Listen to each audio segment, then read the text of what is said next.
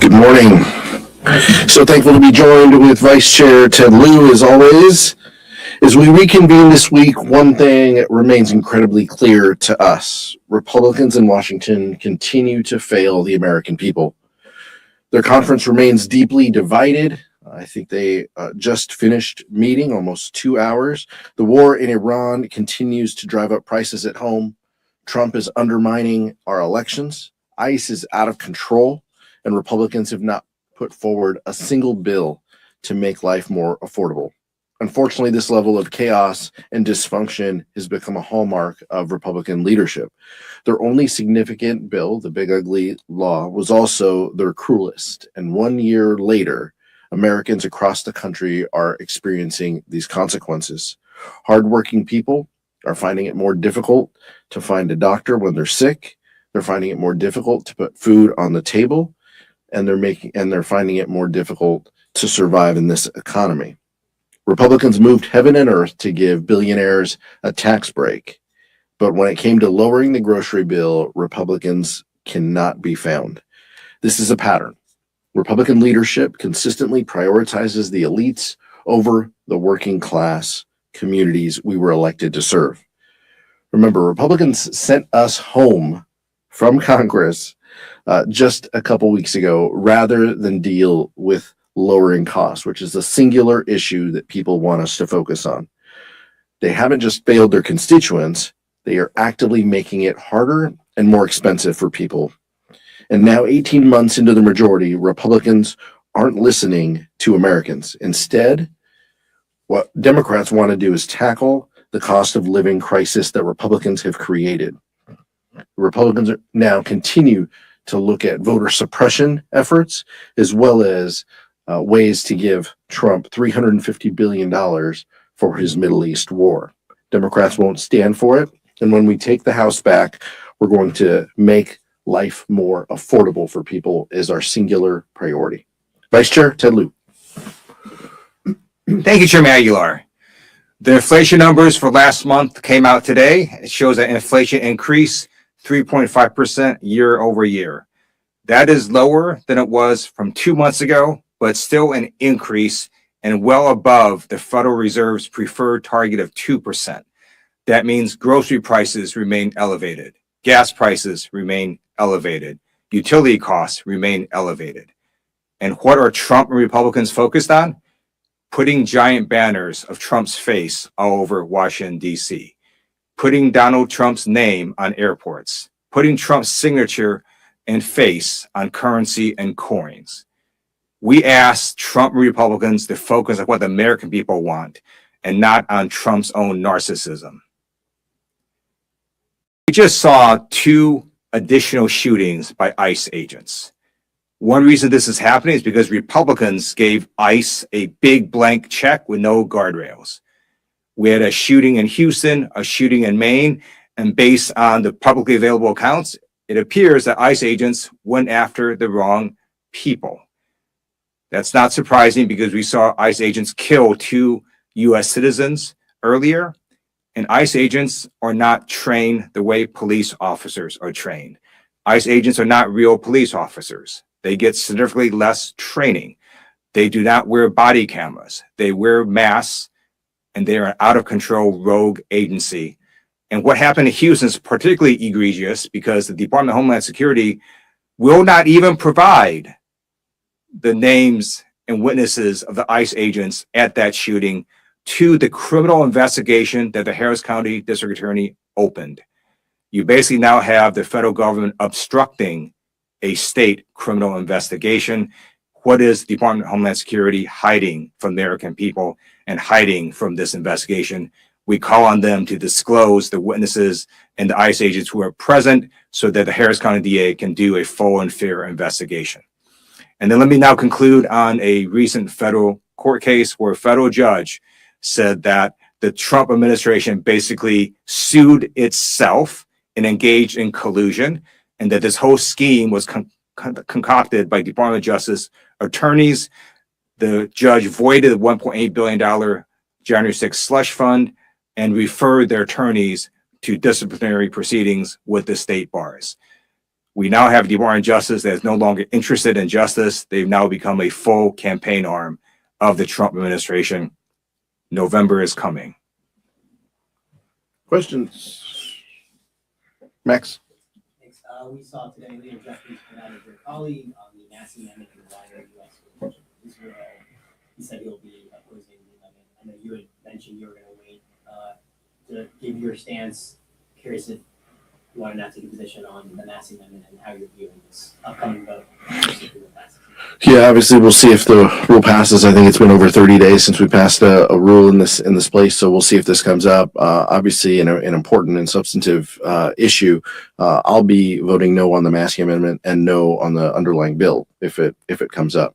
I strongly believe that we need a change in posture in the region, though, and with the expiration of the MOU and the aid. I think that gives us an opportunity to review what our relationship looks like, understanding that we need a free and fair, we need Israel that believes in free and fair elections. We need to ensure that they have a right to defend themselves, but we also need to do everything we can to have a Palestinian state. And a two-state solution is still what I hold to be the ultimate goal for the region. But it's clear that the Netanyahu administration has done everything they can to isolate Israel. And we need to ensure that we are building more friends in the region, not having fewer. So I'll be a no on the Massey Amendment and a no on the bill. Nick? I want to ask about the daylight savings bill, or are you going to be supporting that on the floor today? I'll be supporting the bill on the floor today. This is an issue. We heard some feedback from members as well. I know this is something that passed the Senate by unanimous consent in the past Congress, and we'll see how this vote turns out. I know it was one of multiple bills that Energy and Commerce reported out, but as a standalone bill, I'll be voting for this, but sensitive to people taking different positions for a variety of reasons. Mariana? I wanted to ask again about the Massey amendments. Obviously led to quite a healthy debate among the House Democrats, and we've seen how opinion on the issue between Israel and Gaza has changed, even within the party. A number of members who are pro-Israel, do want to keep helping Israel, are still considering possibly voting for this, simply also because of political reasons. Back home, a lot of their constituents are saying that there should be changes. I know that Jeffries laid that out in that letter. Some are concerned that if leaders do vote against this amendment, that could also give another chip to these DSA candidates who are coming in, who are already making demands of leaders and potentially withholding votes for speaker and who knows what else. I mean, are you all thinking about that? And should that even play a part at all in how members are thinking about this bill? The only thing that crosses our mind is how do we make the best policy? How do we help people in the region? Clearly, there needs to be a change in the relationship moving forward with Israel, and I think that that's incredibly, honest and fair to say that. We're not thinking about what a Democratic candidate is going to say in December after they're sworn in. Like that's not part of the calculus. This is what should our relationship be? How has it been done in the past, and what do we want it to look like over the next few years? Realizing that it's Netanyahu has poisoned the well here with this relationship, and it's incredibly difficult. And I think Leader Jeffries did a good job in laying out there is both a Gaza humanitarian component to this, there is West Bank settler components, to this. It is a complicated part of the region, and I think our aid in the future should be contingent upon metrics being met, and I think that part of that is what does the situation look like in Gaza? What is the effect of settler violence? Has that gone down? Is there more accountability? All of those I think are incredibly fair, and as the Prime Minister has even said, Israel is wealthy enough to pay for many of the systems that they have that are U.S. made or U.S. developed. And so that I think should be part of the conversation. But members, I think from our perspective, from the vice chair's perspective, and we wanted to ensure that members had an opportunity to be heard, to share their views to leadership. I thought Rosa DeLauro did a great job in having that conversation and pushing that conversation. And we've tried to do everything we can to give members the space, realizing that members are going to take different positions on this. And I think that that's completely fine. Can you comment on the response to the parasite cyclospora outbreak that's in Michigan and other states right now, particularly in light to cuts to federal public health programs?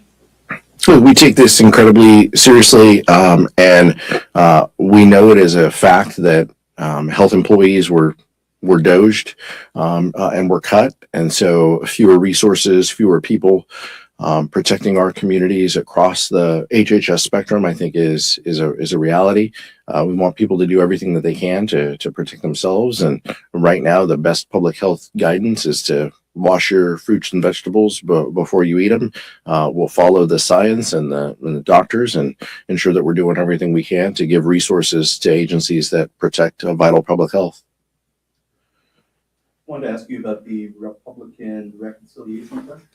How does this does this have an effect on appropriations negotiations? And also, if there are real sort of shortfalls in military stockpiles, how do you think Congress should respond to that? We should have a bipartisan conversation about what those stockpiles are, what the munitions levels are. The administration should be forthcoming with the information that they have. They haven't been. Multiple outlets have reported on that, and they just haven't been honest to Congress, and they haven't included us. The administration wants a up or down vote from Republicans on this. They are not engaging Democrats and talking about what our munitions levels are and what supplemental would look like. They have chosen this path, and Republicans are clearly wrapped around the axle trying to bend over backwards for the president to give him what he wants. He has received everything that he's asked for from this Congress. He has said himself that he's the speaker. And so I think Speaker Johnson is playing second fiddle, trying to give Donald Trump everything that he wants. But it's clear his own members are frustrated and upset. They're mad that they weren't invited to special meetings, and they say that they're going to vote against things. I mean, we don't know. Look, we haven't been part of that. But if the administration wants to have a substantive conversation about munitions stockpiles and what we need to protect this country, Democrats are all ears for it. But that's not been where they have landed. Right? Another question for Vice Chair Liu. Perfect. My favorite. I understand there's a feedback session for House Democrats to speak with the AI Commission today. Can you provide an update about the AI Commission's work and what you're looking for from members in that session? Sure. Thank you for that question. Let me first remind people why Leader Jeffries set up this AI commission in the first place. We looked at what Republicans were doing, and as far as we can tell, Republicans, particularly House Republican leadership, were trying to suppress AI legislation at the federal level. They're trying to suppress AI legislation at the state level and failing twice to do so. And then they were selling high performance chips to China. That's resulted in a backlash from the American public. It's resulted in harm to our country. And so Leader Jeffries set up this commission to meet with stakeholders, to do site visits, to take input, and to hear from our own caucus members, as well as with academia, civil rights groups, nonprofits, civil society groups, and industry, and to come up with a framework for what would Democrats do after we flip the House this November. And so we're still engaged in that process. We've had prior AI feedback member meetings and feedback sessions. This is another one in the ongoing course, and the commission continues to proceed. What are your thoughts on the Sunshine Protection Act and how you think of it today?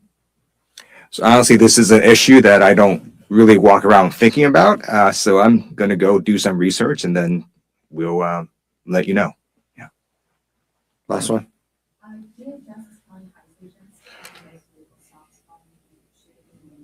What do you make of this change in policy if it is only temporary? I haven't read that. I haven't read that report, but I think it would make sense given the fact that ICE is completely out of control. And as the vice chair mentioned, these are individuals who aren't trained to do traffic stops. They aren't trained in many of the tactics that they are being asked to conduct. These are folks who don't believe in accountability. And it's not enough to say these shootings are going to be investigated by the Inspector General or the OIG's office. Look, we haven't had full readouts from the OIGs on prior misconduct. So it's not enough. And when Susan Collins and other House Republicans give blank checks to ICE, this is what is going to happen. This is what we said was going to happen. And it is absolutely transpired that this is a reckless and lawless agency who doesn't believe in rules or norms. And they are conducting themselves that way. And that's why they're shooting people, some with authorizations, some U.S. citizens, some with authorizations to work in this country. So that's just the reality of where we are. And we welcome many changes that DHS has. But I'm also concerned that many of the changes that they're talking about are probably temporary and just for a month or just for a state where a senator has a tough reelection. These aren't substantive changes, and this isn't real accountability. Real accountability will come when Democrats are in control. Thank you so much.